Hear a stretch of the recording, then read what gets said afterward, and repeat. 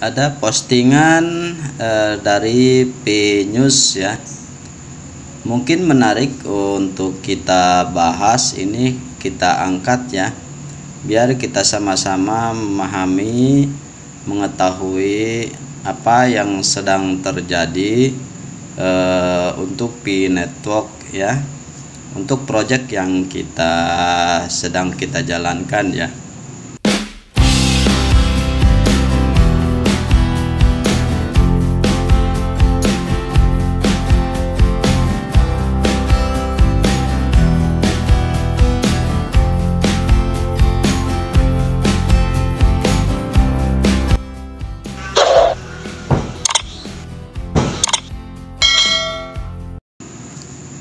Assalamualaikum warahmatullahi wabarakatuh.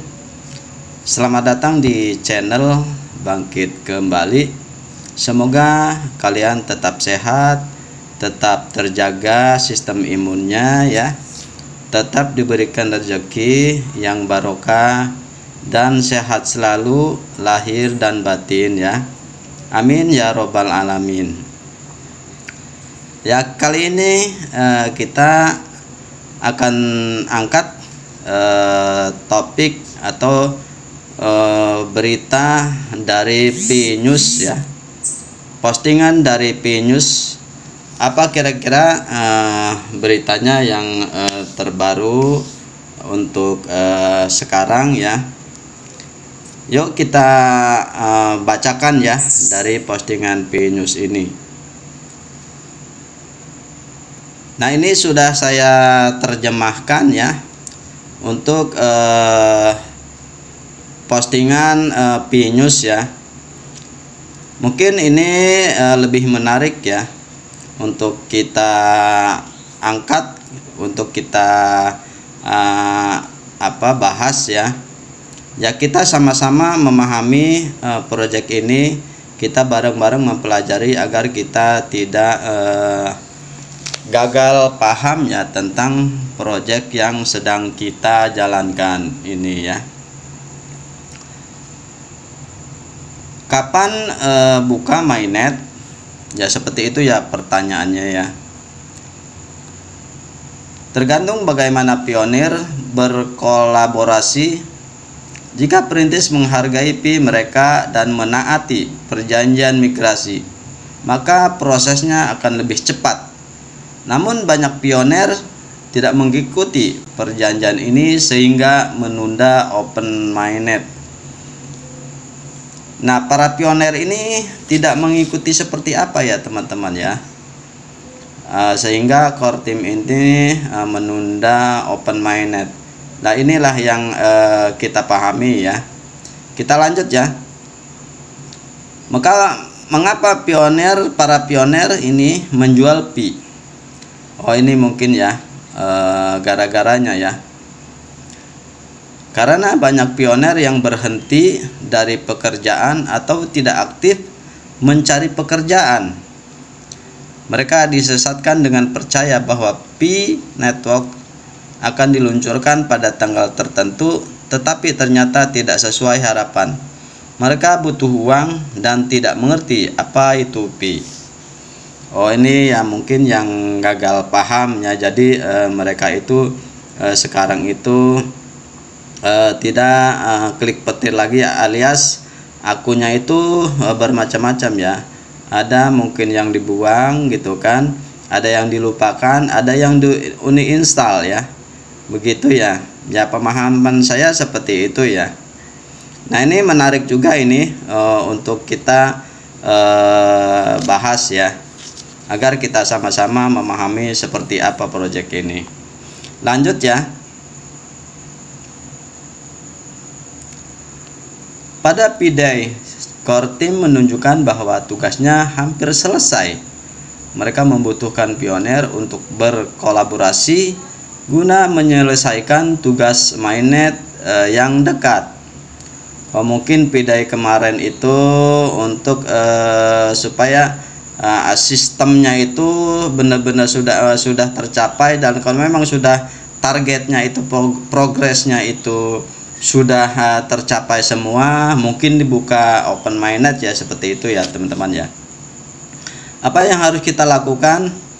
Harap ikuti pedoman berikut untuk menjaga integritas komunitas kami. 1. Jangan melanggar perjanjian migrasi dengan menjual atau membeli kepada fiat. Ya, ini ya. Jadi mereka itu artinya banyak teman-teman kita yang menjual pi dibikin uang fiat ya, ditukar dengan uang fiat seperti itu ya, ditukar dengan uang fiat, dan mereka menjualnya itu dengan harga varian ya, ada yang sekian, ada yang sekian ya, itu yang saya dengar ya, tapi saya nggak ikut-ikutan begitu kan. Nah, biarlah ini ujungnya sampai mana. Kalau untuk saya pribadi ya, lanjut ya. Penting untuk menghargai pi kita karena ini adalah sumber daya langka yang harus disebarkan dan dijaga kestabilannya. Ya, berarti kita harus benar-benar simpen gitu ya. Mereka itu artinya menyuruh gitu ya, agar koin-koin pi itu kita jaga dan jangan sebelum open mainnet, artinya jangan dijual dulu ya dengan harga yang varian ya. Ini berarti bahwa kita harus menghindari penggunaannya untuk utilitas dengan harga rendah agar dapat mempertahankan nilai yang tinggi. 3. Silahkan bagikan pedoman ini dengan komunitas Anda dan media sosial untuk meningkatkan pengaruhnya. Ya, ini ya teman-teman ya, dipahami ya. Ini suruh membagikan biar kita sama-sama memahami apa artinya Project Pi ini ya.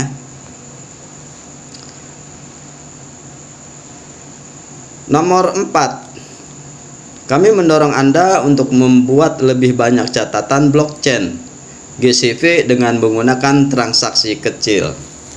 Oh gitu ya. Jadi walaupun kita itu menjual atau membelanjakan atau barter gitu ya, barter dengan apa aja lah gitu kan ya, diusahakan dengan GCV gitu ya, Global Consensus Value ya, yaitu 314.159 US dollar per koin pi. Itu seharusnya yang kita lakukan begitu ya. Ada dua sikap berbeda yang kami perhatikan. Pesimistis, beberapa anggota mungkin mengeluh tentang core team dan kehilangan kepercayaan diri yang dapat menyebabkan mereka menjual pi mereka. Ya, banyak yang menjual-jual pi itu ya dengan harga yang sangat murah ya. Terlalu optimis, beberapa pioner mungkin tidak mengambil tindakan apapun dan hanya menunggu open mainnet atau peraturan yang diumumkan. Beberapa dari mereka mungkin berniat membeli pi. Nah, seperti itu. Bagi yang punya uang mungkin tidak melakukan apapun. Jadi mereka itu yang punya uang itu mereka membeli koin pi-nya dengan harga yang sangat fantastis murah gitu ya, bukan sangat fantastis mahal ya, sangat fantastis murah begitu ya. Kalau di atas itu dengan harga yang murah, dengan harga yang tinggi gitu kan, untuk supaya value-nya itu lebih tinggi. Kalau yang di bawah itu dengan harga yang paling murah, karena memang dia setelah open mainnet nanti mau mengambil keuntungan lebih besar ya, seperti itu ya.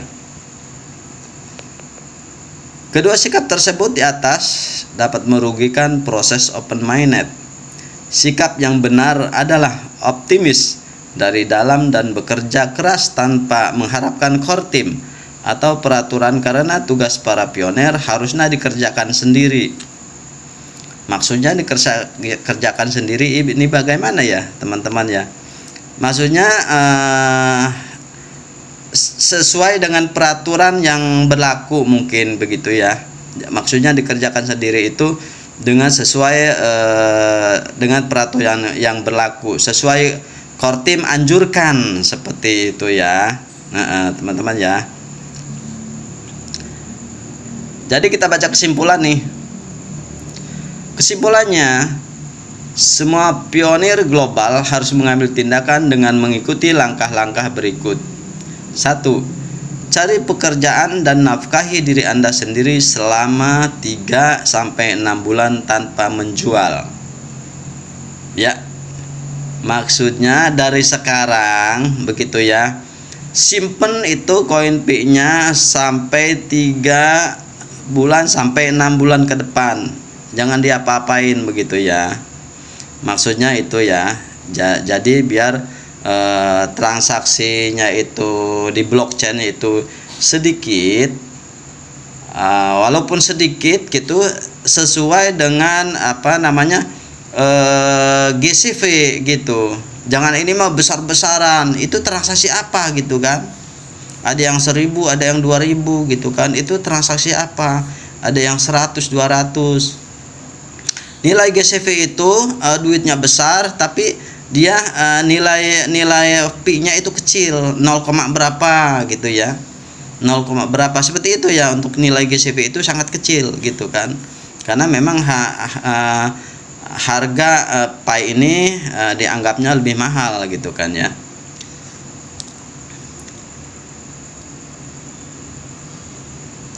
Tiga sampai 6 Pi untuk mengurangi jumlah transfer besar, mempercepat KYC dan migrasi massal.